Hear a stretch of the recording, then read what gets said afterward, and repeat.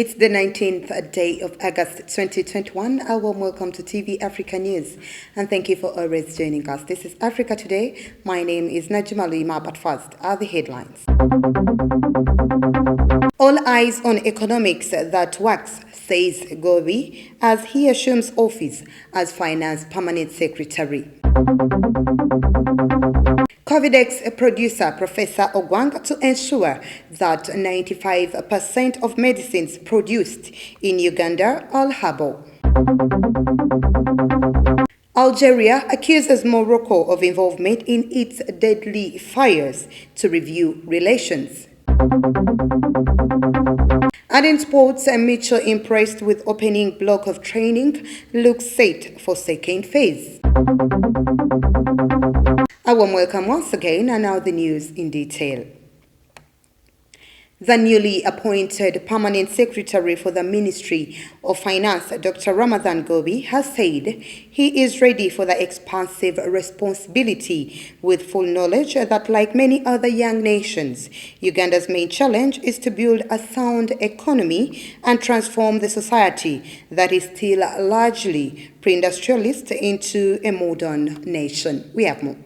Permanent Secretary for the Ministry of Finance, Dr. Ramadan Gobi, said this while officially assuming office yesterday from Patrick Ochelap, who has been serving as the acting Permanent Secretary in the absence of Keith Mohakanizi, who is currently undergoing treatment. Gobi, an economist and economics lecturer at Makerere University Business School in Nakawa, applauded the president for entrusting him with the new position. Gobi replaces Keith Mohakanizi, who was transferred to the office of the Prime Minister in the recent changes by the President in the accounting officers of different ministries. The new Permanent Secretary describes himself as the disciple of economics, which works. He also insists that Uganda can easily transform into a middle-income economy if things are done right. There is a mad dash of COVID-19 jobs across the countryside after the Ministry of Health delivered consignments for various up-country vaccination centers, with reports of police intervening to calm locals where demand has outstripped supplied doses. The rush to get vaccinated comes at a time when some districts are witnessing a surge in the number of COVID-19 cases. Dr. John Wilson Etolu, the head of the treatment center at Soroti Regional Referral Hospital, on Monday acknowledged that a total of 70 patients are receiving treatment at the facility, of which 40 are on oxygen. He said they are yet to start investigations while there are still surging cases of COVID-19 infections in the region, with the persons aged 60 years and above being the most affected. On Monday, more than 200 people gathered at Soroti Regional Referral Hospital Vaccination Center, but after 8 hours, less than 40 people had received their jabs. Among the people who lined up for the vaccine included Ugandans, Indians, Iranians, among other nationals. However, Dr. Etolu explained that the delays were caused by the challenges in verifying the names of the beneficiaries from the registrar. He revealed that Soroti Regional Referral Hospital received a total of 2,000 doses of AstraZeneca vaccines, which is currently administered on the beneficiaries, giving priority to others receiving the second dose. Meanwhile, in Lira District, police personnel were on Monday morning deployed at Lira Regional Referral Hospital Vaccination Center to control the road crowd who were struggling to be vaccinated with a few doses of AstraZeneca COVID vaccine. Let's take a very quick short break. We will be right back.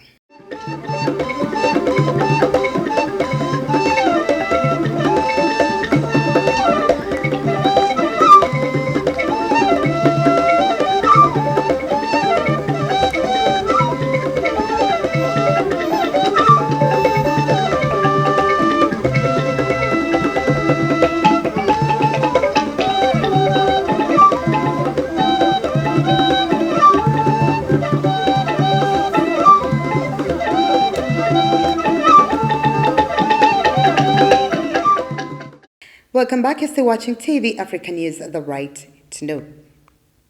A former presidential candidate and opponent of Central African Republic, President Abdul Karim, slipped out of the country despite a travel ban slapped on him by the authorities. Abdukarim Mekasau was removed recently as a member of the National Assembly after being accused of belonging to a rebel group keen on ousting President Faustin Archange Touadera. Mekasau is thought to have fled the capital Bangui on Sunday night, crossing the Ubangi River into the Democratic Republic of Congo and later into Brazzaville, the Republic's Congo's capital. He was accused of being a member of the Coalition of Patriots for Change, a rebel group Central African authorities say is supported by former President Francois Bozize. Mekasau was a candidate in the 2016 election, which was won by Touadera. He has also served as the head of the country's National Assembly and a minister. The Constitutional Court ordered Mekasau's impeachment as a member of parliament after accusations of treason. Mekasau had been banned from leaving the country by the authorities as part of a probe into his links with the rebel group. The transitional president of Mali, Kano Assimi Goita, has justified his accession to power in televised address on the eve of the first anniversary of the military coup, which toppled former President Ibrahim Boubacar Keïta. Goita also reaffirmed his commitment to holding transparent elections with indisputable results. While addressing the nation during the coup anniversary celebrations, Kano Assimi Goita explained that what happened on August 18th was a culmination where men and women came together to express their desire for change by responding overwhelmingly to the call, which prompted the National Army to intervene to make the people's wish for change a reality. On August 18, 2020, a young group of officers in Mali's armed forces led a coup d'etat, arresting the beleaguered President Ibrahim Boubacar Keïta and Prime Minister Boubou Cissé.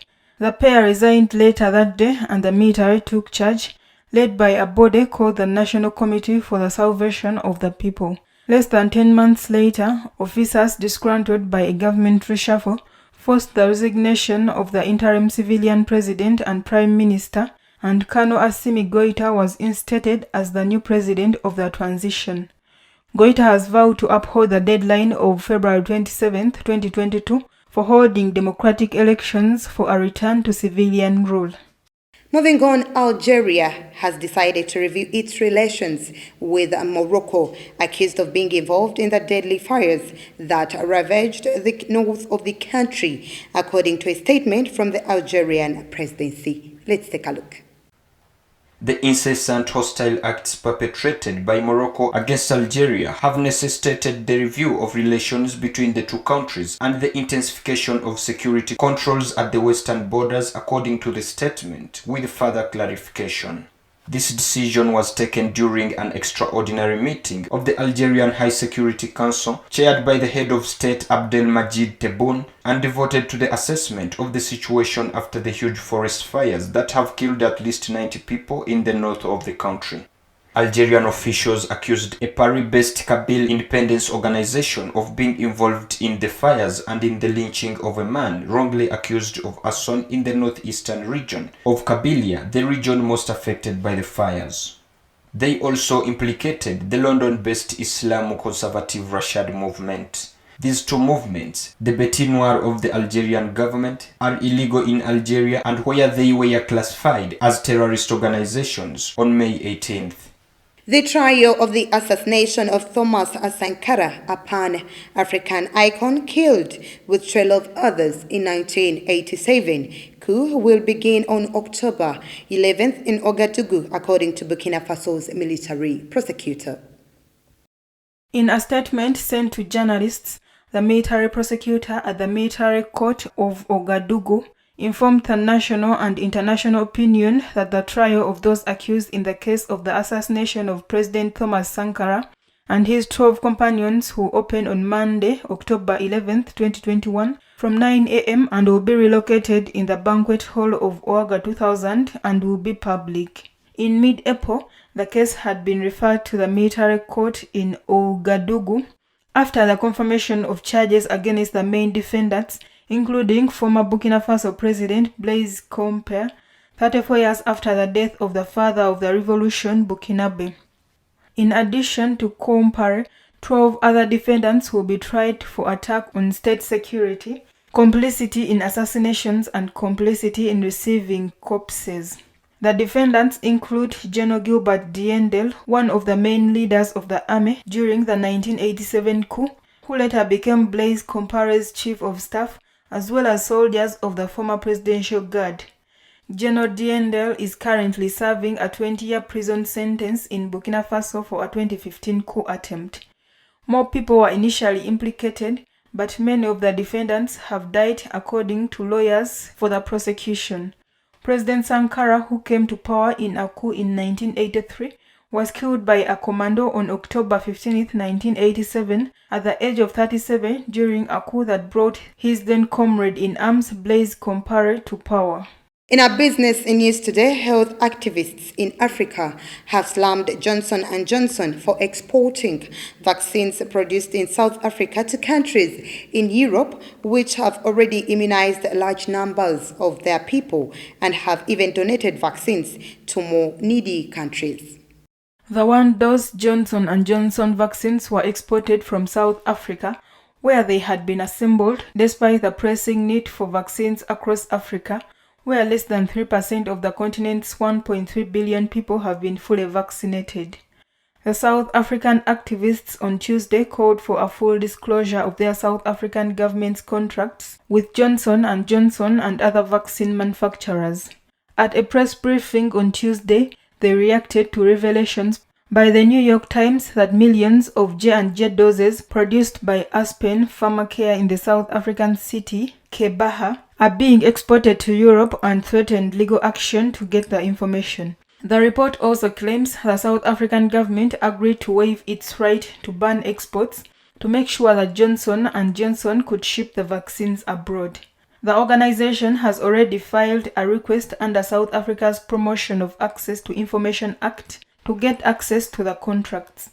South Africa has vaccinated more than 2.1 million people with the Johnson & Johnson vaccine and has purchased 31 million doses of the vaccine, which are being delivered in large shipments from overseas and from the South African manufacturing plant.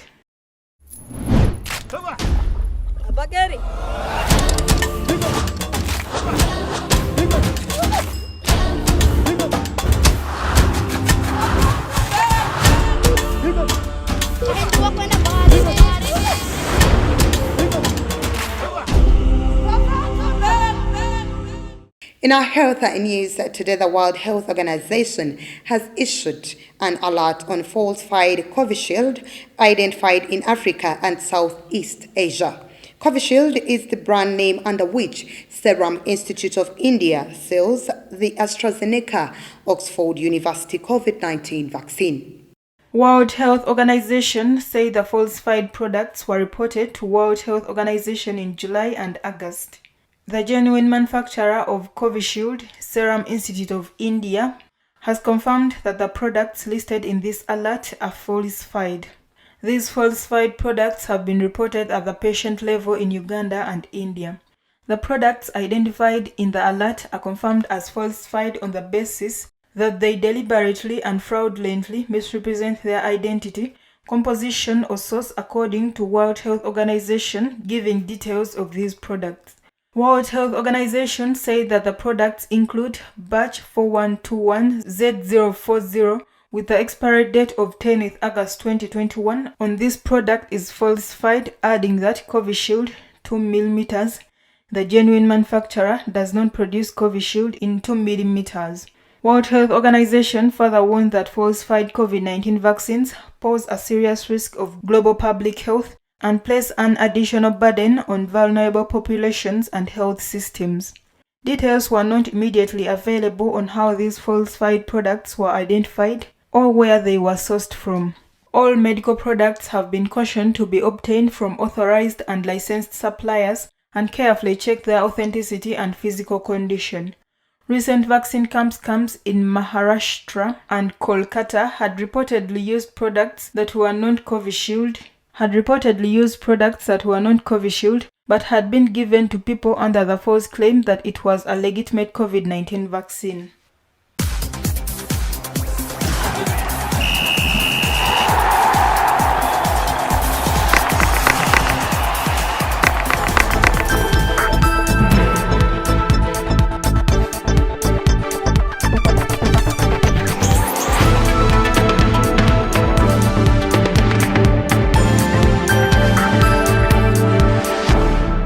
In our sports news today, Uganda Cranes head coach Milton Mitchell is very impressed with the response of the players towards training in the opening phase of the training in preparation for the FIFA World Cup 2022 Group E qualifier against Kenya next month. Our reporter Kachanchu has more.